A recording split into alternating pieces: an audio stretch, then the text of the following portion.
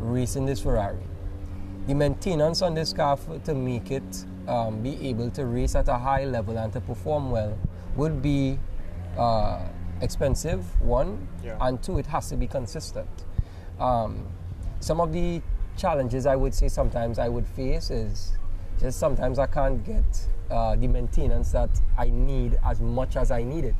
How track and field basically works, you have to train hard and fast to be fast. But training hard and fast puts a toll on the body. So then you have to rest and recover.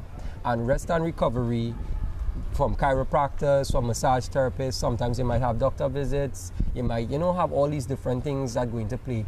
Then it has nutrition. Nutritionists.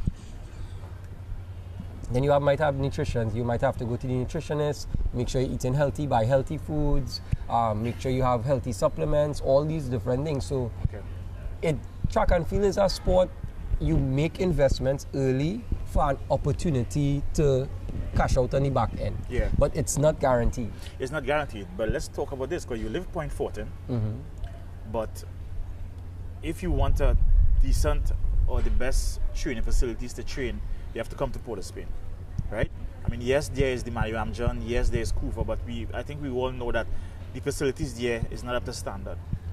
Is it fair for you to be leaving Point Fortin, or is it fair for you to have to come to Port of Spain, stay at a hotel in Port of Spain to train? I mean, what is the deal with that in terms of, I know sometimes you train in Mario Amjan, is it? Which is the closest track to you to Point Fortin. Do we need to have, how important is it that we need to have the Mario Amjan Stadium, and not only for you, but generally, up and running? I mean, I think we drag the flag so much when it comes to the simple basics of the needs of the athletes, and then we expect so much. We expect so much, and we put out so little. Would you like to see the Mario Amjan Stadium at a standard where it will just be a 30-minute drive to training rather than having to come to Port of Spain? Yes, for sure. Honestly, I would like to see all these stadiums, but obviously specifically Mario Amjan because it's closest to me.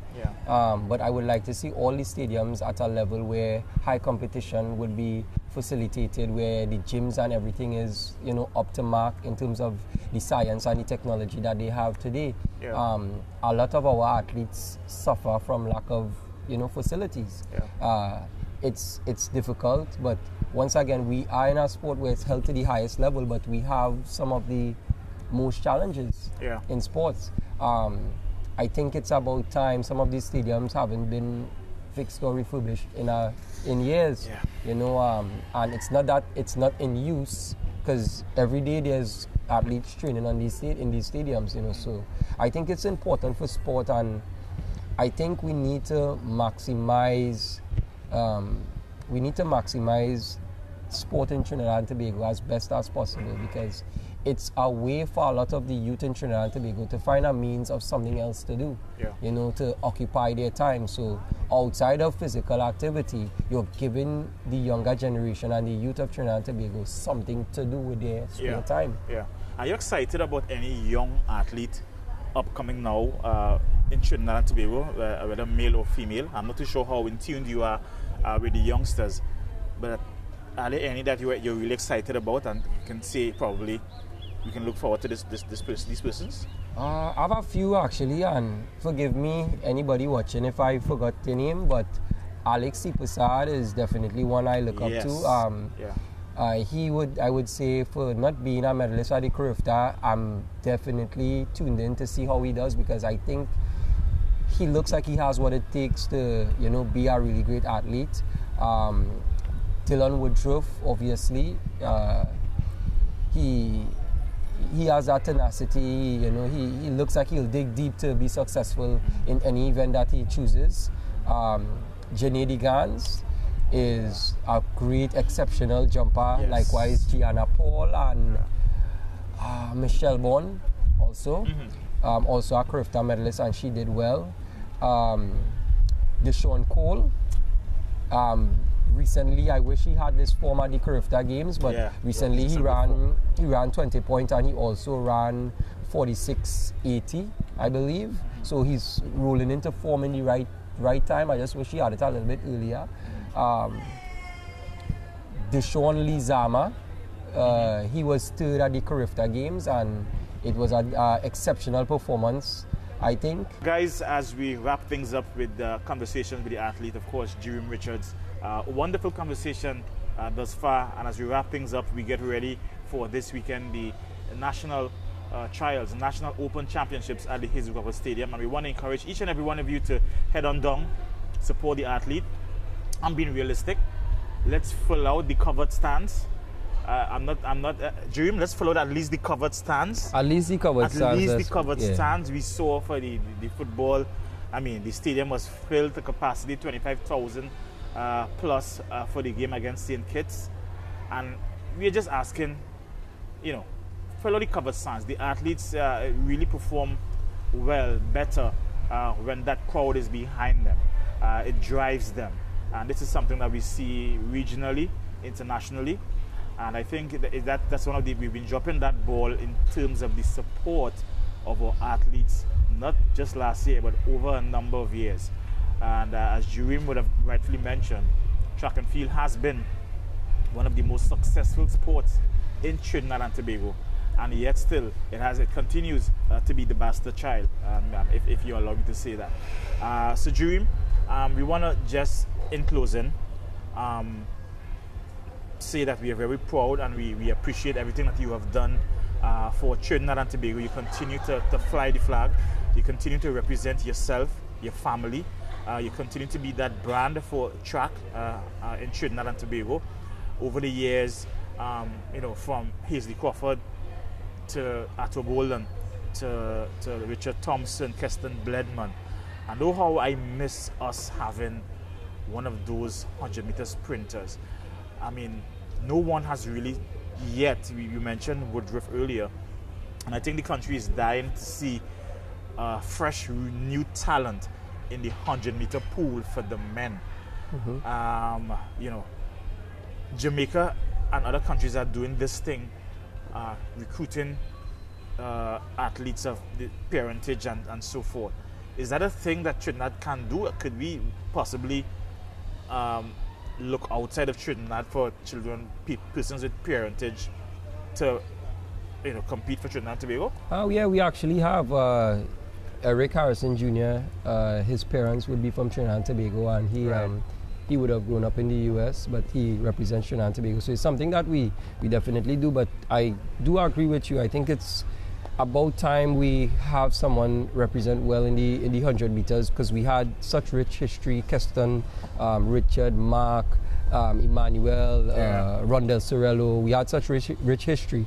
I think it's not fine, but we have to nurture the talent currently, because Devin Augustine is a 10-0 guy, Omari Lewis a 10-0 guy, Eric is a 10-0 guy, Keon Benjamin ran 10-0. So we have guys knocking the door on the 9-second time, but how are we going to nurture them so they could actually get to that level? Yeah. And I think that is where we could either gain or lose, because we have guys that are right there and that are capable. And we have youngsters that are hungry, and I'll just give this really, really, really quick story before we close.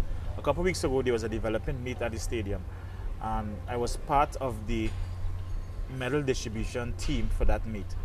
And there was this young man, he was about 14 years old. We gave him a medal in error, right? I think he was a field athlete, where a high jump athlete. And he didn't meet the standard. One person would have medaled, the others didn't get the standard. But there was a mix-up, and we gave him a bronze medal in error, right? And after we gave him the medal, we realized we made an error. So we saw him in the stands, and we called him down, and we said, hey, listen, we gave you this medal in error. Only one person medal for this event. And we took back the medal from him, right? About 50 minutes later, his coach comes down, and his coach says to us, guys, my athlete did not medal, I understand that. But could you all please, I am begging, could you please give him back the medal? He is crying upstairs. He is literally crying because he called his mom and showed her the medal. He actually, when we saw him, he actually had the medal around his neck. Yeah. And he was distraught. And me, it wasn't my call, but immediately I took up the medal and I said, yeah, give it to him. And that resonated with me. I went home and I told the story to my family because I was like, that young man, he must have been, I mean, even though he probably did not make the standard, it wouldn't have hurt giving him that medal, right? And it just shows we don't know what his situation is, or how hard he probably would have trained and tried to, and it just shows, I make mention of this story to show that there are youngsters in this country that are passionate about sport. Yeah. And it's a way out for some of them. So as we close, I want you to look and speak to that 13, that 14-year-old that has the aspiration of being an elite athlete someday, but they are challenged. Whether it's financially, whether it's in whatever way, they can't even afford a spike. They can't afford to be in a club, but they want to make track and field their career. Tell them something that can inspire them to continue on. What I would say to someone who, wants to be great, wants to be one of the world's greatest athletes or a professional athlete, nothing good comes easy, and on the journey to greatness would be filled with obstacles. But I don't look at obstacles as something that would be disheartening to me. Each and every obstacle that life may throw at you is an opportunity for you to grow. Each and every failure is an opportunity for you to grow and to better yourself as an athlete, as a person. If it was easy, anybody would have done it, and then it wouldn't be worth it. So when life throws these obstacles and challenges at me as an athlete, I embrace it. Diamonds are made under pressure, and diamonds are one of the most beautiful gems or earth resources that it has, but it has to be in a high pressure situation. Likewise, for you to be successful, you have to be able to go through the pressure that life throws at you. So anytime you might be going through it in life, embrace it and use that pressure to help you become a diamond. So that's the advice that I would give any athlete. And just to give a testimony, after every defeat that I would have had as an athlete, after every tough time or difficult decision that I would have made as an athlete, after going through it by prayer, by focus, by just being able to go through the challenges that I would have faced, I was able to be successful afterwards. So, just keep pushing and, trust in God and keep moving and trust and believe that success is on its way, but worst case scenario, growth and progress is always going to be there. Ladies and gentlemen, the Dream Richards, conversation with the athlete. We thank you very much, and we're going to catch you in the next one. Bro? Woo!